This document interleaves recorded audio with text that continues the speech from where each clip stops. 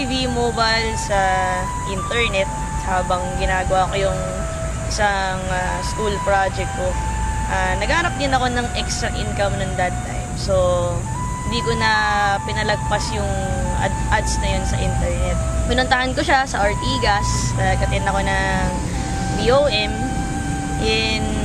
Nagustuhan ko talaga yung business. Pero, unang problema ko talaga nun dahil estudyante pa ako ng that time is pera. Wala akong pang-join. Talagang gustong-gusto ko talagang sumali pero hindi ko alam saan ako kukuha ng pang-invest. Pero ginawan ko talaga siya ng paraan kasi gusto ko talagang gawin to. Gusto ko din talagang umasenso. Nung simula ako dito sa V-Mobile, talagang nahirapan ako kasi konti lang yung kakilala ko. Mahihain din akong tao. So, hindi ko alam paano ko talaga sisimulan yung business. So, ang ginawa ko talaga, naisip ko talagang gawin is umattend ako ng training para matutunan ko paano gawin yung business. Simple lang yung family namin. Talagang budget lahat ng bagay. Hindi ako makahingi sa parents ko ng panglabas, pangbili ng mga gamit. So, kaya naisip ko magkaroon ng pagkakaitaan kasi gusto ko talagang bumili ng mga gamit para sa sarili ko, mga gadgets, damit. And syempre marami din po akong pangarap sa buhay. Naisip ko, kahit na meron akong mga leaders, meron company, meron training, I know na kailangan mag-depend ako sa sarili ko. Kailangan ako mismo meron akong believe sa sarili ko na kaya kong gawin. Kasi kung nagawa ng iba, alam mo kung kaya ko rin. So, ginawa ko lahat ng pwede kong gawin.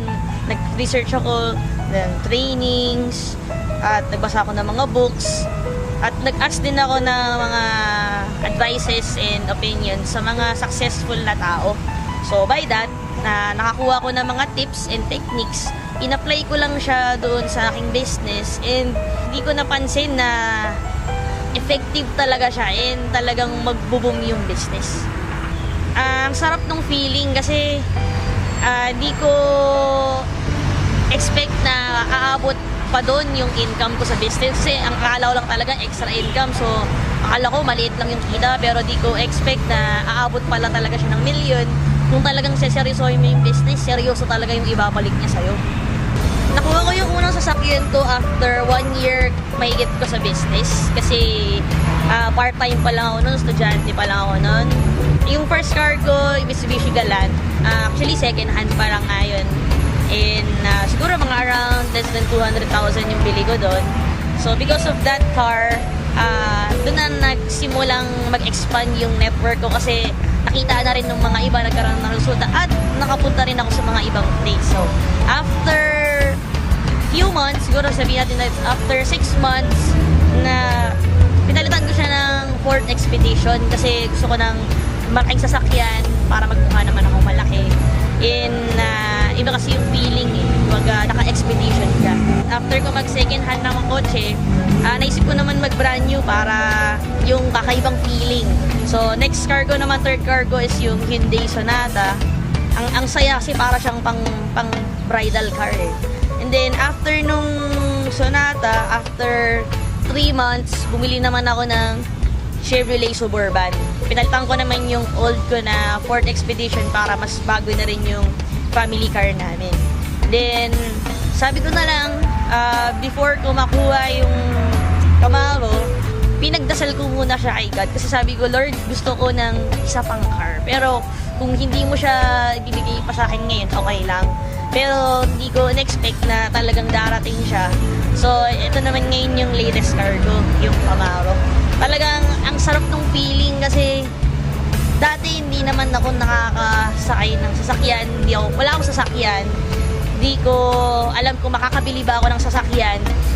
Hindi ko rin dati na-experience na pumasok ng showroom at from that day is pwede ka nang bumili ng sasakyan. Nung una pa nga, ayaw ko pansinin ng mga agents kasi siguro akala nila isa lang ang musmus na bata. Pero di lang nila alam na ako na pala yung bibili ng sasakyan. So, iba talaga yung feeling kasi parang iba yung achievement na mararamdaman mo eh. So, talagang sobrang thankful talaga ako sa business, sa V-Mobile, kay God, tsaka syempre, yung determination ko na gawin yung business. Sa lahat ng nag-reject sa akin, maraming salamat kasi dahil sa inyo, lalong lumakas yung loob ko na gawin yung negosyo at patunayan sa mga hindi naniniwala sa akin na kaya kong gawin yung business with or without you. Dahil sa inyo, yung spirit ko na gawin yung business talagang sobrang grabe. Advice ko sa mga new members, number 1, maniwala muna kayo sa Diyos. Kasi siya yung nagbigay sa inyo, nagturo sa inyo ng opportunity na ito. Magtiwala din kayo sa company kasi yan yung magbibigay sa inyo ng mga commissions ninyo. And lastly, magtiwala kayo sa sarili ninyo kasi wala namang imposible kung marunong kang